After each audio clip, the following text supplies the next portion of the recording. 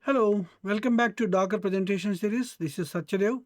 In the last presentation, we have talked about ecosystem of Docker, what are the various things, components, services run together in order to get the Docker running. Now, in this presentation, we are going to learn the nomenclature that is used for Docker, for creating Dockers and all that stuff. So we are not ready. We are not yet ready yet to create Docker images and Docker containers, but we will learn various terminology that is required for creating all the stuff, right? So let's get into the presentation. Okay, Dockerization. What is Dockerization? This is something that we hear all the time. Let's Dockerize this. Let's Dockerize that. What is Dockerization? Dockerization is nothing but the process of containerizing an application using Docker. That's pretty much what it is. So the process of adding your application on top of an existing Docker image, it could be a very base image, is called the Dockerization. It involves packaging an application and it depends into a Docker container so that it can run consistently across various environments. So basically, it's building a container based on a base container. So remember, uh, base containers are always available provided by the Docker company, right? So base container, so you have to take a base container. On top of that, you have to add your application. Application is your project specific, whereas the base image is already there in a Docker hub or someplace. You have to pull that from a registry, which could be a Docker hub, right? So which we have to pull it from a registry. Here are the general outlines of the process. How do we do Dockerization? There are a few steps we have to follow. First step, set up Docker engine. It's a one-time thing. Install Docker on a host machine by downloading it from Docker's official website and ensuring it properly configured. Install it and configure it. So predominantly the very first step. Then next, create it. Now we are trying to Dockerize a particular application. That's what we are trying to do. Second step is create a Docker file. Now what is a Docker file? A Docker file is a script with instructions to build a Docker image.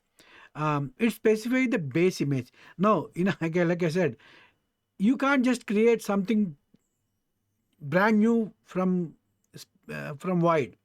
You need to have a Docker image. On top of that, you have to build your own Docker image. The base Docker image, the thing is called the base image. For example, you want to have a Docker image which works on Windows operating system or like an Ubuntu operating system. So you have to specify that. You have to get it from a registry. So you specify base image, dependencies, configuration, commands needed to run, everything in that one file called the Docker file. Now, what do we do in this Docker file?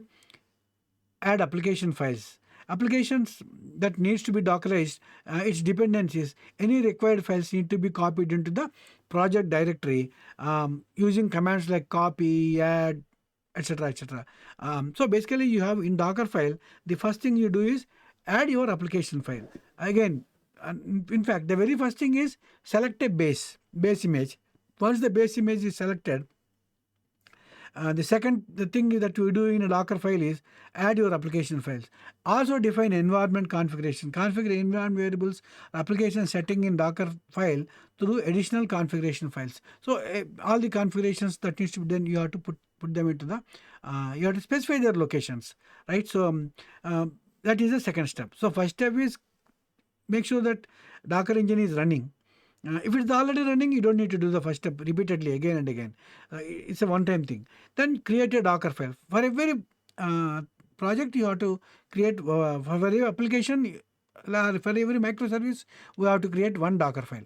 Now, third step is Docker image. How do we build Docker image? You take the Docker file. There is no extension for Docker file. Docker file is, the name of the Docker file is Docker file only.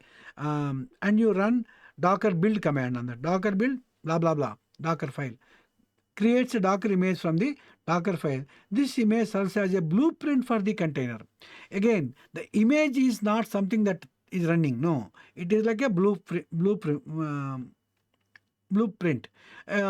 In a way, a Docker file is like a Java program. A Docker file is like a Java program. You compile Java program, what do you get? You get a class file, right? The image file is like a class file. So the Docker file is like a program that it's a script, Java program script. You compile it. That means you say Docker build. When you say Docker build, it creates a class file. It's like it's like a it's like a Java class file. No, is it class file is an application? No, class file is just a file, right? Similarly, Docker image is also a file, but it contains all the stuff that is required to create run the class, right? So that's what it is. Now run the container, run the image actually. Now launch the Docker container using the Docker run command. So you say it's like you have a .java file, you see Java C on that, you get a .class file, right? On .class file you say Java class file name, the class will run. Similarly, on the Docker file you say Docker build. It builds and creates an image file. On the image file you say Docker run. It runs the Docker file, which is like a class is running, right? So this starts your application inside a container, ensuring it runs as intended. So that's pretty much how it works. The fourth step is test and optimize. Test your container application, ensuring everything works smoothly. Optimize the Docker file and configurations for performance. So make sure the Docker file is optimized for performance. So there are steps you can do, which you will learn later, and also secure and all that stuff, right? So that's pretty much what we need to do. That's fifth step. Sixth step is publish and deploy. Once tested, you can publish your Docker image to container registry like Docker Hub or deploy in a production environment, often with orchestration tools like Kubernetes. So that's so we deploy or publish. So publish is we are publishing images into Docker Hub, whereas we run the image as a container in a environment like Docker Swarm or Kubernetes, something like that, right? That's pretty much what it is. So now about Docker file, let's see what is a Docker file. A Docker file is a plain text file with the name Docker file has no extension that contains a series of step-by-step instructions or commands.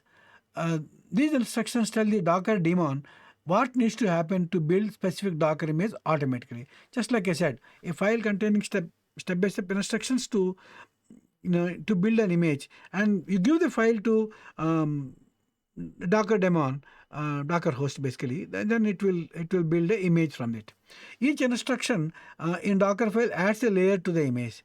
So let's say you picked a base image as Windows image or Linux Ubuntu image with Java 21. It's there. That's one instruction. On top of that, you added Postgres. That is another layer. On top of that, you added Java 21, another layer. On top of that, you added your application, that third layer. Like that, it works like a layered kind of. Each add statement that you put will add one layer. That means it's like a layer thing. It happens. So it executes in the same bottom up order, right? So that's how it works. Docker file is used essentially for automating the setup of dev, test, and production environment, ensuring that application runs consistently regardless of host system. So the advantage is you can run in any environment the same thing. That's pretty much the advantage. To have an analogy, I think I already gave. Java class is created from a .java code file is compiled. In the same way, a Docker image is created from Docker file when Docker build command is executed. That's what the Docker file is, right? About Docker image. So, I mean, I already talked about it, but just reiterating more detail. A Docker image is a lightweight, portable, and executable package that includes everything needed to run an application, such as application code, runtime, libraries, dependencies, configuration files, etc. So, from the Docker file is a script file, but Docker image is not a script file. It is like a binary kind of file. You don't understand what is there, but it contains application code, runtime, everything, right? It serves as a blueprint for the Docker container as created.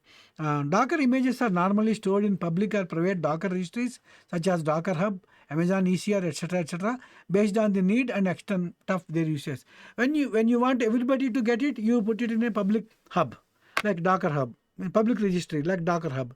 But you want to make it for your project, for your team members. Put it in a private registry called ECR, Amazon ECR. So that's how based on your requirement, right? That's how it is. To have an analogy, an object instance is created from a Java class. In the same way, a Docker container is created from a Docker image when Docker run command is executed. So already discussed about those things, right? So let's see the how it works. Now, Docker instructions blueprints. So this is Docker file. This is Docker file. You run Docker build command. The Docker build command takes this Docker file and outputs it takes input and outputs a Docker image, read-only template.